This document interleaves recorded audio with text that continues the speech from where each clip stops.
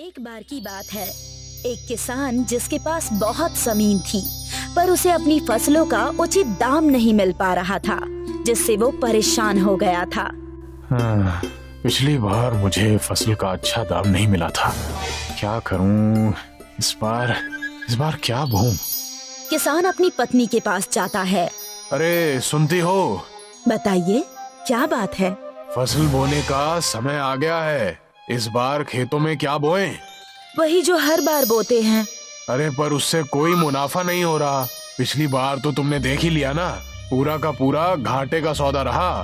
और हम लोग कर भी क्या सकते हैं? मैं सोच रहा हूँ इस बार कुछ अलग बोया जाए। क्या आपका चरस, गांजा, अफीम बोने का विचार है? अरे अरे नहीं नहीं, ये सब नहीं। क्या तुम सफेद चंदन के बारे में कुछ जानती हो? सफेद चंदन? अरे हाँ, सुना तो बहुत है उसके बारे में कि उसकी लकड़ी बहुत महंगी है। हाँ, उसकी लकड़ी बेचकर हम बहुत अच्छा मुनाफा कमा सकते हैं। पर उसकी खेती करना इतना आसान नहीं है। हाँ ये तो है। सफेद चंदन को उगाने में तो बहुत साल लगते हैं, पर उससे मुनाफा भी अच्छा ही होगा। ठीक है, फिर इस बार हम अपने खेतों में सफेद चंदन ही बोएंगे। मैं बाजार से चंदन के पौधे लेकर आता हूँ। किसान बाजार जाता है और बाजार से सफेद चंदन के बहुत सारे पौधे लेकर आता है। किसान और उसकी पत्नी दोनों मिलकर अपने खेतों में इन पौधों को लगाते हैं। लो जी, पौधे तो लगा दिए, अब हमें इनकी देखभाल भी अच्छे से करनी होगी। हाँ, तभी तो अच्छी लकड़ी तैयार होगी। हम हमेशा इनकी सिंचाई करेंगे और समय समय पर इनको खाद भी देंगे। किसान और उसकी पत्नी कुएं से पानी लाकर सफेद चंदन के पौधों में डालने लगे। अब ये दोनों इन पौधों की अच्छी तरह देखभाल करने लगे।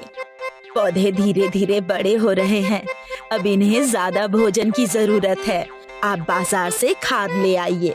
ठीक है, तुम भी साथ चलो। इतनी खाद मैं अकेला नहीं ला पाऊंगा। किसान और उसकी पत्नी दोनों बाजार जाते हैं और बाजार से 2 बड़ी बोरियां खाद की लेकर आते हैं। दोनों मिलकर पौधों की जड़ों पर छोटे छोटे गड्ढे करते हैं और उनमें खाद डालते हैं। यहाँ तो छोटी छोटी घास उग रही है, हमें इसको हटाना होगा। हाँ, तभी तो पौधे अच्छी तरह से विकसित होंगे। किसान की पत्नी फावड़े से पौधे के आसपास उगी घास को हटा देती है और किसान कुएं से पानी लाकर पौधों की सिंचाई करने लगता है। धीरे धीरे समय बीतने लगता है और सफेद चंदन के पौधे बढ़ने लगते हैं। अरे वाह, हमारी मेहनत रंग ला रही है। देखो पौधे कितने बड़े हो रहे हैं। हाँ, इस बार तो आपने अच्छा दिमाग लगाया। इसमें नुकसान कुछ भी नहीं है, बस थोड़ी मेहनत जरूर है और वो तो हम दोनों मिलकर कर ही लेंगे। हाँ हाँ जरूर, आखिरकार हम हैं तो किसान ही। हम लोग मेहनत नहीं करेंगे तो और कौन करेगा। धीरे धीरे समय के साथ पौधे बड़े होते जा रहे हैं और उन पर ढेर सारी टहनियाँ और पत्ते भी आने लगे हैं। हमें अपने खेतों के चारों तरफ बाड़ करनी चाहिए, नहीं तो जंगली जानवर आकर पौधों की सारी पत्तियां खा लेंगे। हाँ, हम आज काम शुरू कर देते हैं, नहीं तो हमारी सारी मेहनत पर पानी फिर जाएगा। किसान और उसकी पत्नी अपने खेतों के चारों तरफ तार से बाड़ करने लगे। दोनों कड़ी धूप में भी मेहनत कर रहे थे। तुम देखना, एक दिन इस मेहनत का फल हमें बहुत अच्छा मिलेगा। हाँ हाँ जरूर। किसान और उसकी पत्नी ने अपने खेतों के चारों तरफ अच्छी तरह से मजबूत बाड़ कर ली थी, जिससे अब कोई भी जानवर पौधों को नुकसान नहीं पहुंचा सकता था। अब तो बस इंतजार है इनके बड़े होने का। जिस तरह से हम इनकी देखभाल कर रहे हैं, ये पौधे जल्दी ही बड़े हो जाएंगे। धीरे धीरे समय बीतने लगा और अब पौधे भी बढ़ते बढ़ते पेड़ बन गए और अब इनकी लकड़ी काटने के लिए अच्छे से तैयार हो गई। तभी एक दिन एक सपेरा किसान के खेत के पास से गुजर रहा था। उसे चंदन की खुशबू आने लगी।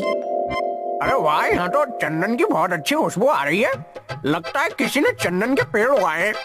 सपेरा आसपास ढूंढने लगता है तो उसे बाड़ के पीछे खेत दिखाई देता है, जिसमें सफेद चंदन के पेड़ काटने के लिए तैयार हैं, जिसे देखकर सपेरे को लालच आ जाता है। ओहो, तो ये बात है। इन पेड़ों की लकड़ियाँ तो मैं बेचूंगा। सपेरा अपनी टोकरी में से एक सांप निकालता है और उससे चंदन के पेड़ पर छोड़ देता है। सांप को चंदन की खुशबू बहुत पसंद होती है, इसलिए सांप चंदन के पेड़ से लिपट जाता है। अब वो किसान पेड़ काटने आएगा और सांप को देखकर डर से भाग जाएगा। और फिर मैं ये लकड़ियाँ बेचूंगा। तभी सपेरा देखता है कि किसान और उसकी पत्नी खेतों की तरफ आ रहे हैं। सपेरा पेड़ के पीछे छिप जाता है। किसान और उसकी पत्नी खेतों के पास आते हैं और उन्हें पेड़ पर सांप लिपटा हुआ दिखाई देता है। किसान की पत्नी सांप को देखकर चिल्लाने लगती है, सांप सांप, अरे वो देखो, चंदन के पेड़ पर सांप लिपटा हुआ है। सांप को इस तरह पेड़ से लिपटा हुआ देखकर किसान भी घबरा जाता है। अब हम लकड़ी कैसे काटेंगे? ये सांप तो पेड़ को छोड़ेगा ही नहीं। हमारी मेहनत बर्बाद हो जाएगी। हे भगवान, अब हम क्या करेंगे?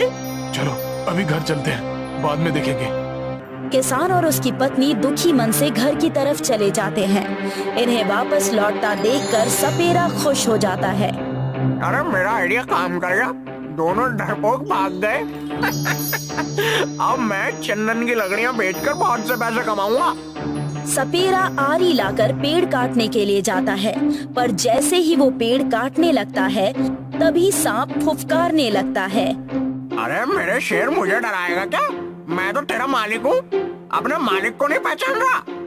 सपेरा सांप को पेड़ से निकालने की कोशिश करता है, पर सांप ने पेड़ को मजबूती से पकड़ रखा है।